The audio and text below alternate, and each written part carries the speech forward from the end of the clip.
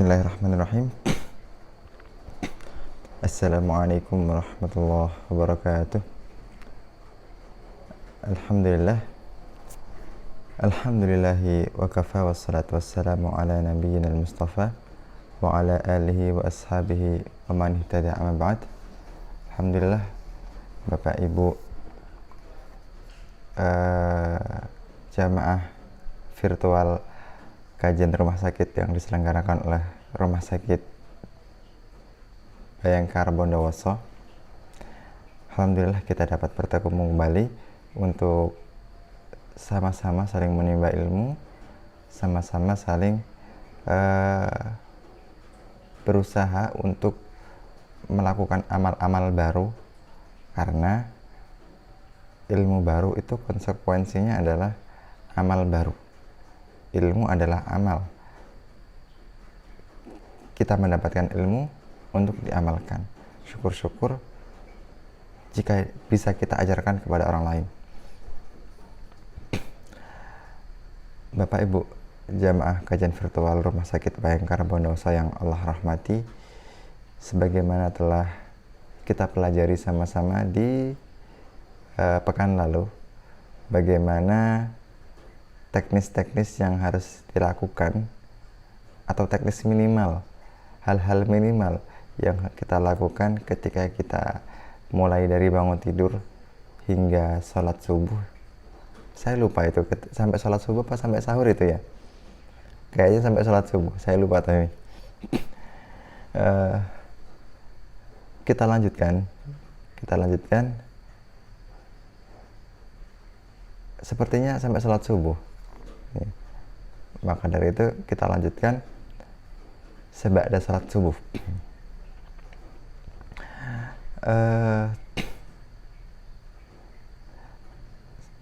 Penting sekali bagi kita untuk mengetahui apa yang minimal harus kita lakukan pada bulan puasa besok, agar kita punya gambaran, minimal punya gambaran dari sekarang, minimal agar kita bisa mempersiapkan. Punya gambaran itu sangat membantu sekali. Contoh, misal saya ingin ke Surabaya. Gambaran saya ke Surabaya itu pada hari Jumat ke Gubeng untuk beli oleh-oleh, misalkan begitu. Dengan adanya gambaran seperti itu, maka saya yang hari ini, hari Rabu malam ini, ada di Jember, itu sudah mulai bisa berpikir, kalau saya hari Jumat ke Gubeng, Surabaya untuk beli oleh-oleh, berarti minimal saya harus berangkat hari Kamis, menggunakan kendaraan ini dan itu, membawa persediaan uang segini dan segitu, lalu kemudian menuju ke tempat ini dan itu, membeli ini dan itu. Tapi jika kita nggak punya gambaran sama sekali, blank, ya misalkan saya ingin ke Surabaya, tapi saya nggak tahu kapan, nggak tahu mau ngapain, intinya ke Surabaya aja. Ya, yang terjadi adalah saya ke Surabaya nggak tahu kapan, Anda pun ke sana juga bingung, dan akhirnya pulang ke Jember nggak dapat apa-apa. Begitu pula dengan puasa. Jika kita sudah punya gambaran hal-hal yang harus kita lakukan dari sekarang, minimal kita sudah mulai bisa berpikir dan menyiapkan, oh kalau besok di Ramadan aku harus melakukan ibadah ini dan itu, maka setidaknya aku harus menyiapkan ini dan itu agar aku bisa beribadah ini dan itu. Kurang lebih seperti itu. Kita lanjutkan apa yang harus dilakukan setelah sholat subuh. Tentu saja berzikir. Jadi jangan sampai setelah sholat subuh, setelah salam, wassalam. Jadi setelah salam, wassalam, hilang dari masjid atau hilang dari tempat sholat. Berzikir dulu sejenak dengan zikir-zikir yang juga Rasulullah Shallallahu Alaihi Wasallam baca ketika selesai melakukan sholat. Astagfirullahaladzim, astagfirullahaladzim, Astaghfirullahaladzim, la ilaha illallah wahdahu la syarikalah, dan selanjutnya. Itu cuma butuh waktu sebentar saja untuk menyelesaikan rangkaian zikir tersebut, tidak sampai 5 menit sepertinya. Lalu setelah berzikir itu, apa yang harus dilakukan? Nah, ini monggo bisa dipilih, unda-undi. Mau milih tilawah dulu, monggo. Mau milih baca al-ma'surat dulu, monggo.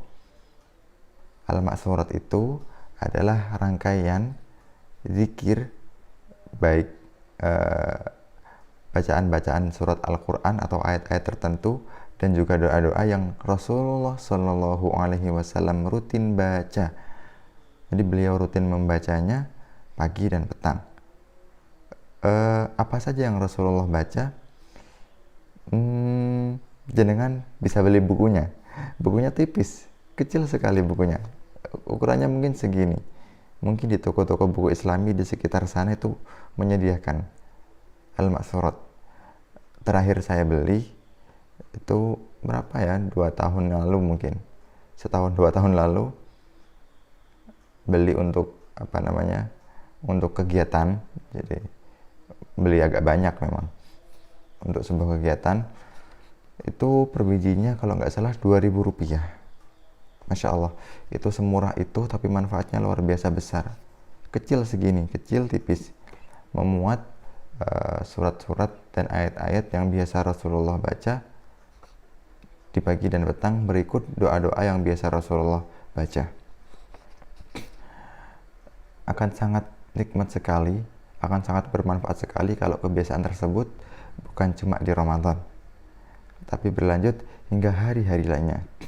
Membaca Al-Ma'surat, jadi ada Al-Ma'surat Kubro yang full satu buku itu, atau bahkan mungkin ada buku yang lebih tebal lagi, tapi ada Al-Ma'surat Sugro yang lebih pendek dari itu. Insya Allah, jika kita membaca Al-Ma'surat Sugro dengan bacaan tartil, maka itu cuma butuh waktu sekitar 15 menitan kayaknya. Atau jenengan bisa seleksi lagi mana yang jenengan ingin baca, tidak harus semuanya. Jadi bertahap, tidak harus kemudian jenengan ujuk-ujuk pertama kali baca langsung baca yang kubro. Waduh, itu yang terjadi malah besok akan merasa berat membaca. Aduh, kok suwe tiba kok lama ya ternyata membaca Al-Ma'surat itu. Jadi bisa jenengan pilih dengan yang jenengan ingin baca dan butuhkan. Misalkan aku kok agak males ya hari-hari ini, di Al-Ma'surat itu ada doa untuk menghilangkan rasa males. Aduh, aku kok ngerasa banyak gangguan ya hari-hari ini, ada di situ doa untuk meminta perlindungan dari Allah dan lain sebagainya. Bisa jenengan pilih dulu, mau Ma'surat dulu atau tilawah dulu. Tapi saran saya, mending Al-Ma'surat dulu. Karena biasanya kalau tilawah keasikan, Al-Ma'suratnya malah kebablasan, nggak dibaca. Karena Al-Ma'surat kan ada batasnya, maksudnya cuma sedikit, nggak kayak Al-Quran banyak. Jadi yang sedikit dulu dituntaskan, Al-Ma'surat dituntaskan, baru kemudian tilawah Al-Quran. Nah, bagi jenengan kalau bisa tilawah setelah subuh itu jenengan wajibkan, ibadah yang menjadi kewajiban di keluarga jenengan. Akan indah jika setelah sahur bersama keluarga, kemudian nyambung sholat subuh, berangkat ke masjid bareng-bareng sama istri dan anak, jalan kaki. Masya Allah, memang istri itu lebih baik sholat di rumah, tapi kalau mau ke masjid juga nggak apa-apa, apalagi sekeluarga jalan kaki sama anak, Masya Allah, ke masjid. Ini yang berkeluarga, tapi kalau yang masih belum berkeluarga ya jalan sendiri-sendiri dulu saja. Kemudian setelah subuh, setelah zikir, membaca al-maksurat bareng, karena di masjid biasanya nggak ada itu pembacaan al-maksurat. Biasanya setelah zikir sudah selesai kegiatan, kecuali jika ada kajian, taklim, atau ada tadarus biasanya. Tapi bisa tuh jenengan kumpulkan keluarga di teras masjid, baca al-maksurat bareng. Setelah itu tilawah bareng. Masya Allah, itu luar biasa. Tilawah Al-Quran itu kalau bisa jangan sampai ditinggalkan di waktu setelah subuh. Jangan sampai ditinggalkan.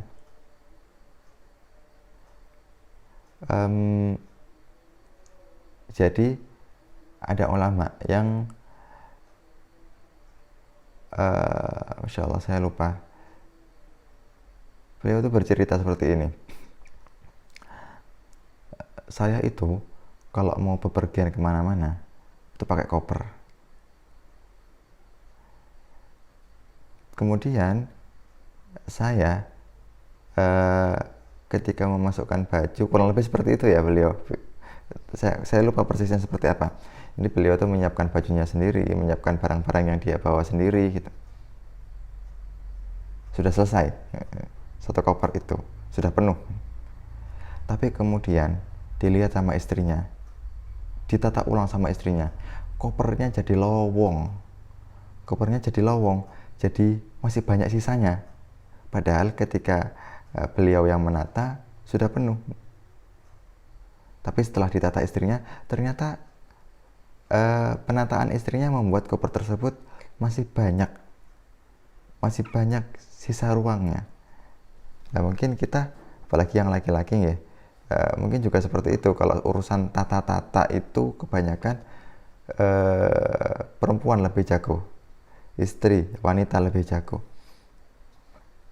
Kemudian setelah beliau menyadari hal ini, bahwasanya koper yang ia siapkan, barang-barang yang ia masukkan ternyata tidak bisa sebagus dan serapi apa yang istri masukkan, maka beliau menyadari bahwasanya mungkin seperti inilah kondisi waktu yang kita miliki di keseharian kita. Seringkali kita itu punya banyak waktu, tapi nggak melakukan apa-apa. Atau ada yang waktunya sempit, tapi yang dilakukan itu bisa banyak sekali. Ya kayak koper tersebut. Koper sama-sama ukurannya, tapi ketika yang nata beliau dengan yang nata istri beliau itu ada bedanya. Kita juga sama-sama memiliki waktu 24 jam. Tapi jika kita salah mengisi prioritas di kehidupan kita, maka yang terjadi adalah kita akan banyak-banyak membuang waktu, sebagaimana ulama tersebut membuang-buang ruang dalam kopernya, karena beliau tidak paham prioritas mana yang harus dimasukkan dulu, mana yang harus ditata di sebelah bawah, mana yang harus diletakkan di atas. Kita di kehidupan kita juga seperti itu. Jika kita tidak bisa melakukan manajemen seperti itu, maka yang terjadi, yang seharusnya di kehidupan kita dalam sehari itu bisa melakukan banyak hal, tapi karena kita salah memilih prioritas, akhirnya ya waktu kita terbuang. Waktu kosong kita tidak bisa kita manfaatkan. Maka dari itu, waktu setelah subuh itu adalah waktu yang sangat krusial untuk mengisi hari kita, mengawali hari kita dengan hal-hal kebaikan. Jenengan misalkan punya target setelah bulan Ramadan, ketika bulan Ramadan ingin menghatamkan Al-Quran misalkan. Tapi yang jenengan lakukan malah sehabis subuh, setelah sholat subuh, pulang ke rumah atau ke kasur, buka HP, ketiduran. Atau memang menyengaja tidur karena ngantuk. ditahan, sebentar saja ditahan.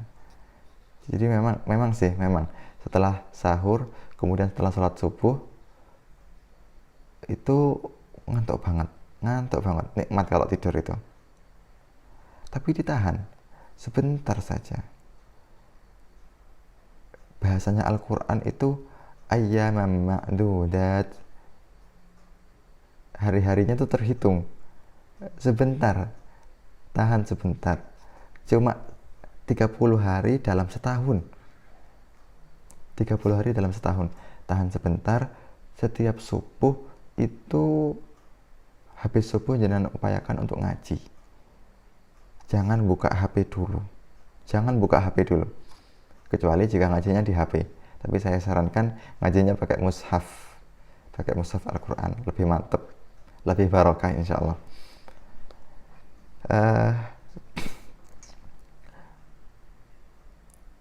Kita prioritaskan, kita letakkan ngaji itu untuk mengawali hari kita, agar waktu-waktu kita sehari-hari diberkahi oleh Allah dengan bacaan Al-Quran kita. Lalu apa yang kita baca dari Al-Quran di waktu subuh itu? Nah, ini jenengan bisa atur prioritas lagi. Kalau jenengan ingin khatam Al-Quran, ya diupayakan. Misalkan dalam satu kali duduk di waktu subuh, aku nggak boleh beranjak dari tempat duduk sebelum bisa tilawah 10 halaman. Baru boleh beranjak. 10 halaman itu setengah juz. Jadi jenengan masih butuh setengah juz lagi untuk jenengan selesaikan kalau jenengan ingin khatam minimal 1 kali dalam Ramadan. Dan itu insya Allah ringan. Baca Al-Quran 1 halaman itu dengan bacaan tartil yang biasa ya, itu mungkin cuma butuh waktu 2-3 menit. Intinya adalah subuh itu adalah waktu untuk Al-Quran. Bisa dengan tilawah atau bisa dengan tadabbur Al-Quran. Banyak sekali aplikasi di HP itu, kalau mau jangan pakai HP ya, yang sudah ada tadabburnya. Di tadabbur Al-Quran bisa dicari di Play Store itu kayaknya. Atau bisa baca juga tafsir. Jangan nggak perlu sekarang beli tafsir berjilid-jilid mahal, nggak perlu. Meskipun lebih baik beli daripada baca di HP. Tapi karena sementara ini masih bisa ada yang dimanfaatkan fasilitas dari handphone dan lain sebagainya, maka bisa itu download tafsir, bisa berbentuk PDF, bisa berbentuk aplikasi. Banyak itu di aplikasi di Play Store atau di App Store. Tinggal jenengan tulis saja. Kalau program yang saya gunakan itu ada ayat, jadi jenengan bisa cari aplikasinya ayat dan Quran by Word kalau nggak salah. Di situ menyediakan berbagai macam tafsir dan juga bisa muter tilawah dari berbagai macam qori. Luar biasa itu. Insya Allah ya, satu HP bisa meringkas puluhan tafsir, bisa meringkas puluhan qori untuk kita dengarkan. Atau bisa jenengan lakukan keduanya. Jadi setelah tilawah, misalkan tilawahnya untuk ngejar target khatam, aku setelah subuh mampu untuk menghatamkan Al-Quran 10 halaman, kemudian aku mencoba untuk bertadabbur ayat 5 ayat, misalkan begitu, digabungkan. Jadi bisa tilawah dan tadabbur.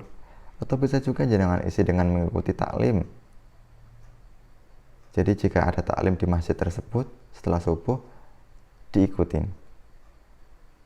Tapi jika ingin, tapi kalau saya ngikutin taklim, kapan ngajinya? Gitu.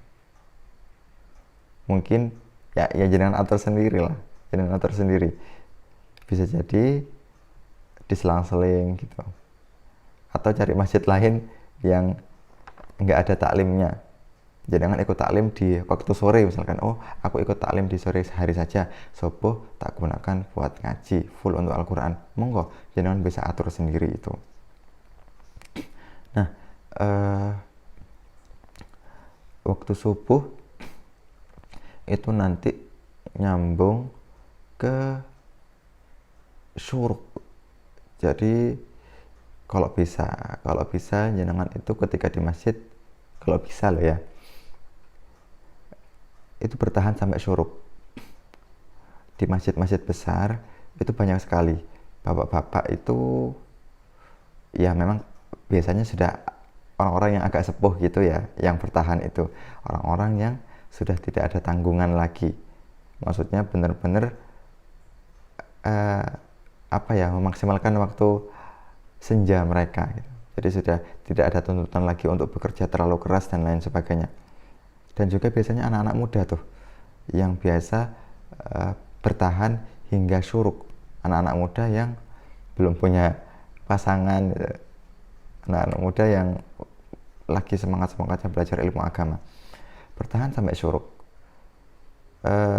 Kemudian melaksanakan sholat duha, tentu saja melaksanakan sholat duha.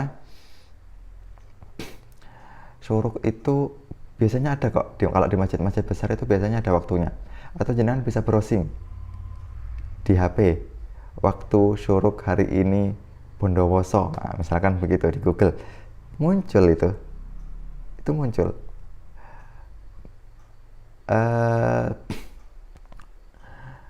Bertahan sampai syuruk, kemudian sholat duha 2 rakaat bagi yang sudah pulang ketika sudah sholat subuh. Ya kalau bisa ngaji di rumah itu ya sampai syuruk itu, sampai syuruk, kemudian dirikan sholat duha. Meskipun itu kan sholat duha di awal waktu, itu waktu syuruk itu adalah sholat duha di awal waktu. Sholat duha di akhir waktu, di waktu panas-panasnya, nggak sampai zuhur tapi ya, itu lebih bagus lagi. Dan setelah sholat duha, Rasulullah itu biasanya baca doa, Allahumma gfirli wa tub alayya innaka antat tawwabur rahim. Oh, ada yang kelewatan. Jadi setelah sholat subuh itu usahakan ada sedekah subuh. Jadi ada 2 malaikat datang kepada kita tiap harinya. Yang satu berdoa Allahumma ati munfikon kholafan, yang kedua berdoa Allahumma ati mumsikan talafan. Yang pertama itu mendoakan keberkahan kepada harta-harta kita jika kita bersedekah di waktu subuh. Yang kedua mendoakan berharap gitu, bukan mendoakan. Ya intinya begitulah.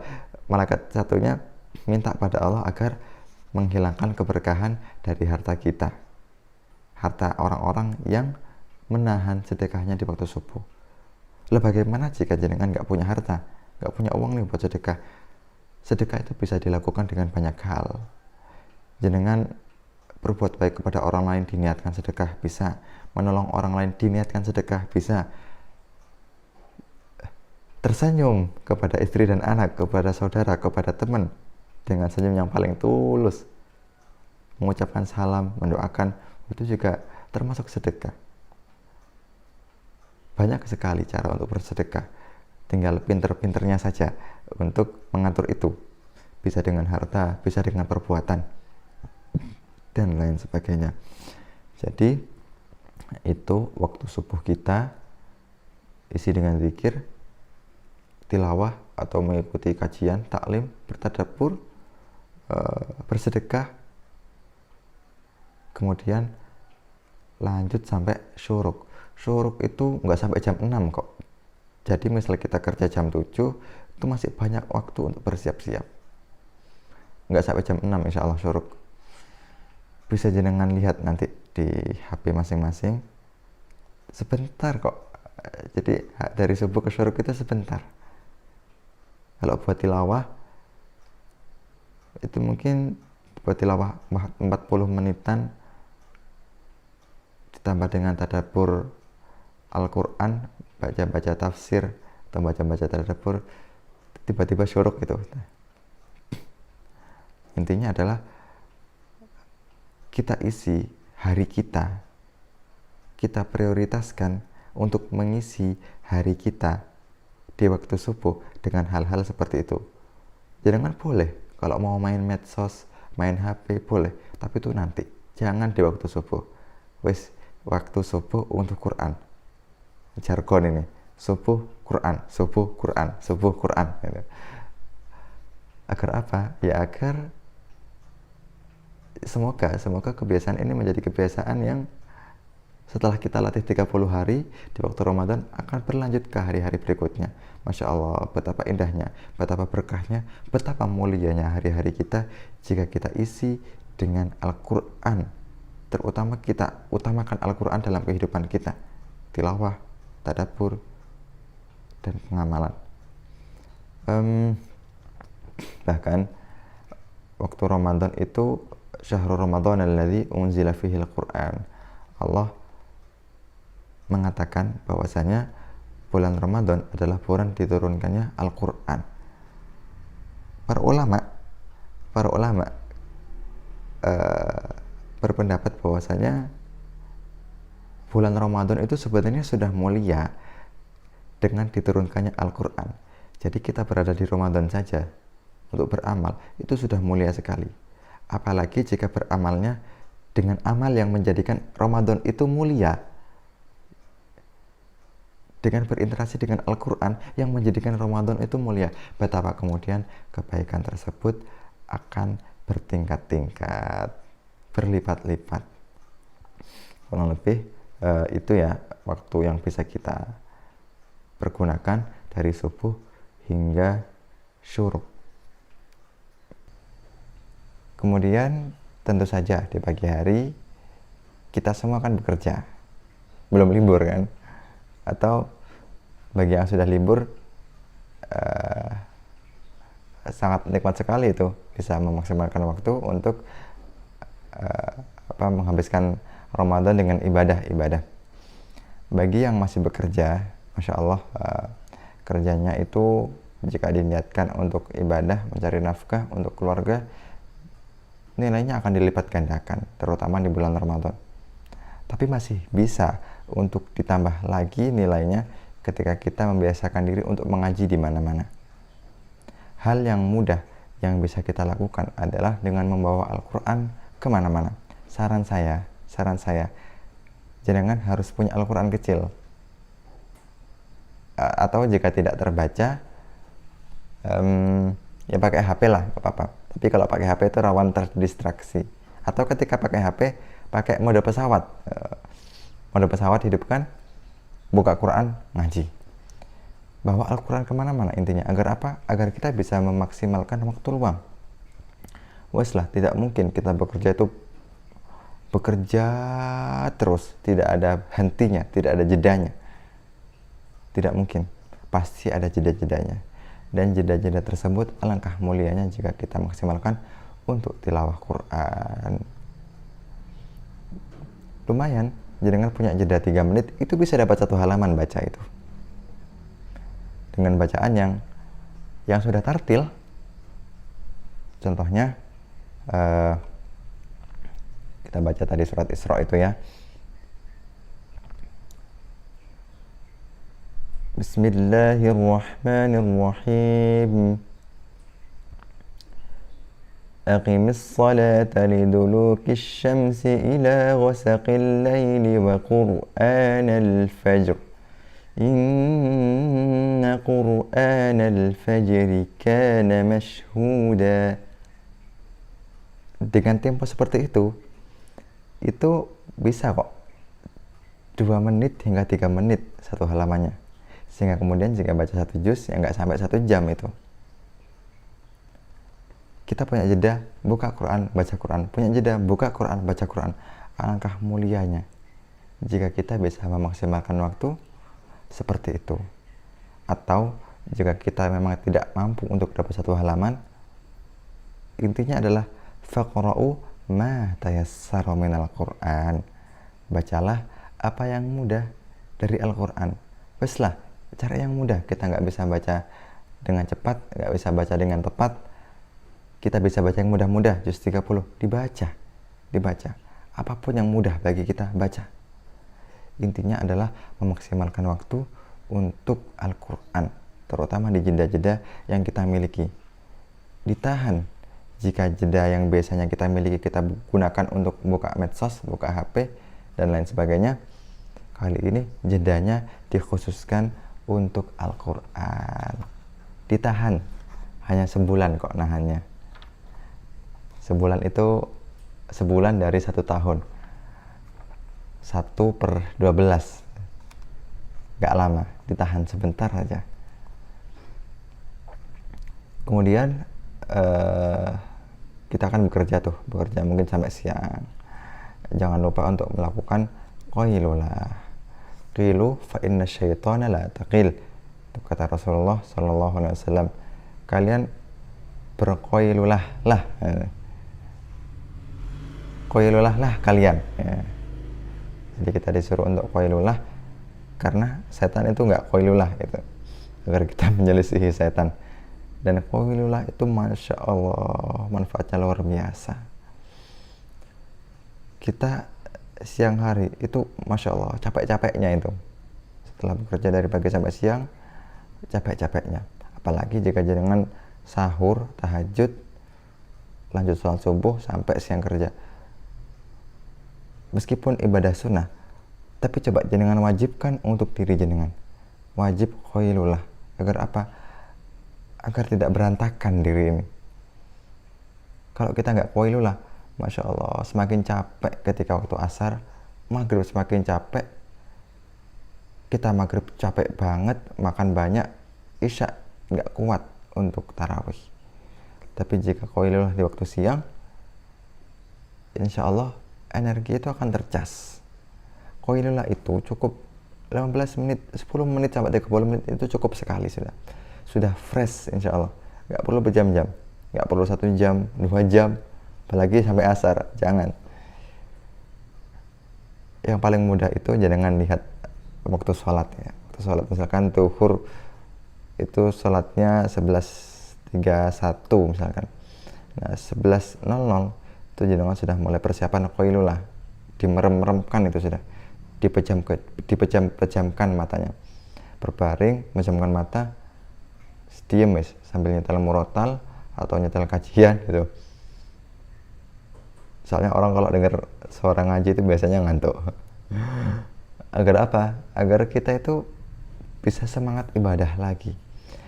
Bangun waktu zuhur sholat fresh. Atau jika tidak sempat qailulah setelah zuhur kita sholat zuhur, setelah zuhur kita tidur sebentar saja. Cukup 15 menit, 30 menit itulah. Nggak usah 1 jam, 2 jam, terlalu banyak. Itu 30 menit aja itu sudah fresh insya Allah. Dari yang semula kepala itu penat sekali, jika kita qailulah insya Allah fresh. Kemudian setelah zuhur, tentu saja waktu ke asar itu ya sekitar 3 jaman itu. Bagi yang masih punya tanggungan bekerja, ya monggo silakan bekerja, dengan catatan jangan sampai lepas dari Al-Quran. Punya jeda sedikit baca Quran. Saya itu terbiasa kemana-mana bawa Quran kecil. Cuma sekarang nggak bawa, ada di sebelah sana. Ada sebelah sana Qurannya, saya taruh. Jadi di saku ada Quran kecil yang bisa digunakan untuk ngaji di mana-mana. Dan itu sangat lazim sekali ditemukan di komunitas-komunitas penghafal Al-Quran. Tapi alangkah luar biasanya jenengan jika jenengan mempraktekkan itu, meskipun bukan seorang penghafal Al-Quran atau masih berusaha menghafalkan Al-Quran belum tuntas, tapi jika sudah melakukan kebiasaan-kebiasaan itu, Masya Allah, luar biasa sekali. Sampai asar tetap lanjutkan pekerjaan, atau jika sudah selesai bisa digunakan untuk baca Quran atau baca buku atau refreshing lah. Refreshing bagi jenengan yang ingin nonton TV, monggo nonton TV, atau mau medsosan, monggo medsosan, tapi suaranya dimatikan. Terus jenengan perbanyak sholawat. Jadi nonton TV tapi jenengan sholawat. Ya jika belum bisa benar-benar meninggalkan TV atau belum bisa benar-benar meninggalkan medsos dan lain sebagainya di Ramadan, setidaknya ketika kita membuka hal-hal itu, menonton hal-hal seperti itu, harus ada perlawanan, yang dilawan dengan sholawat atau dengan istighfar. Intinya jangan sampai lepas lidah kita, lisan kita itu jangan sampai lepas dari mengingat Allah. Dan itu harus dilatih juga, jadi melatih hal-hal seperti itu.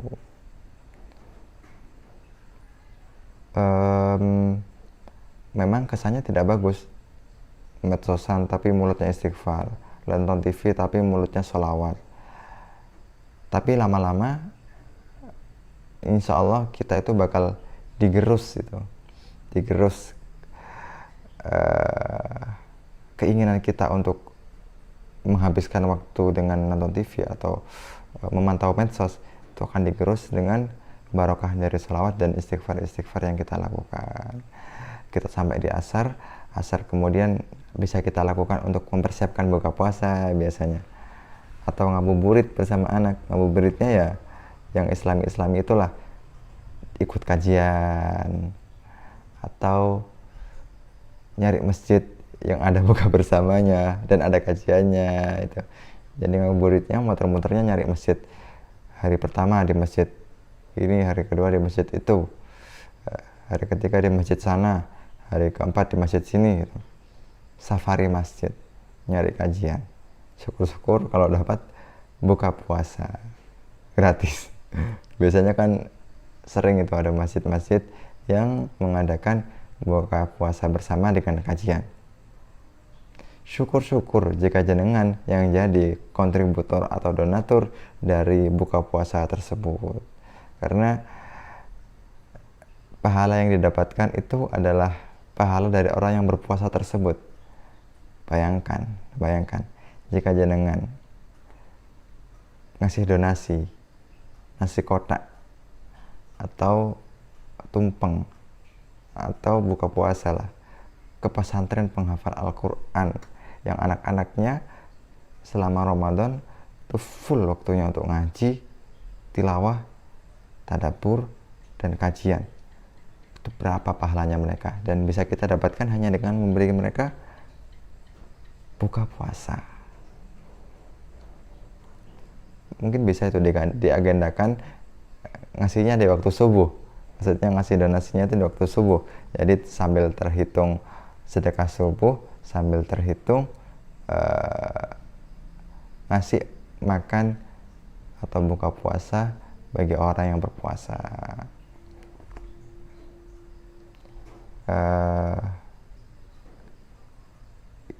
Mungkin itu kita cukupkan sampai, karena waktunya sudah hampir habis, sudah tarhim juga di sini.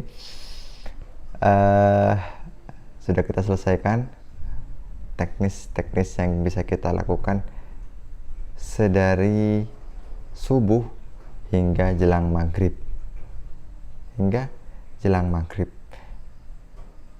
hingga hendak berbuka puasa. Dan semoga teknis-teknis yang sudah kita pelajari itu teknis minimal ya seperti itu. Tapi kalau jenengan mau menambahi, oh saya kuat di sela-sela kerjaan tilawah hingga 2-3 juz, oh saya kuat sholawat hingga 1000 kali dalam sehari, istighfar 100 kali dalam sehari, saya kuat untuk sedekah harta tiap hari waktu subuh, monggo, sangat bagus sekali. Dan semoga kita Allah jadikan sebagai orang yang tidak menyia-nyiakan waktu di Ramadan besok dengan persiapan yang kita lakukan, termasuk mempersiapkan apa yang harus kita kerjakan besok di Ramadan. Semoga Allah memberkahi apa yang kita pelajari bersama-sama hari ini. Semoga bisa kita praktekkan. Syukur-syukur jika bisa kita ajarkan, kita bisa mengajak anak istri kita untuk sama-sama melakukan hal seperti ini. Dan semoga Allah jadikan kita sebagai orang yang mampu memaksimalkan waktu Ramadan semaksimal mungkin. Subhanakallahumma wa bihamdika asyhadu an la ilaha illa anta astaghfiruka wa atubu ilaik. Assalamualaikum warahmatullahi wabarakatuh.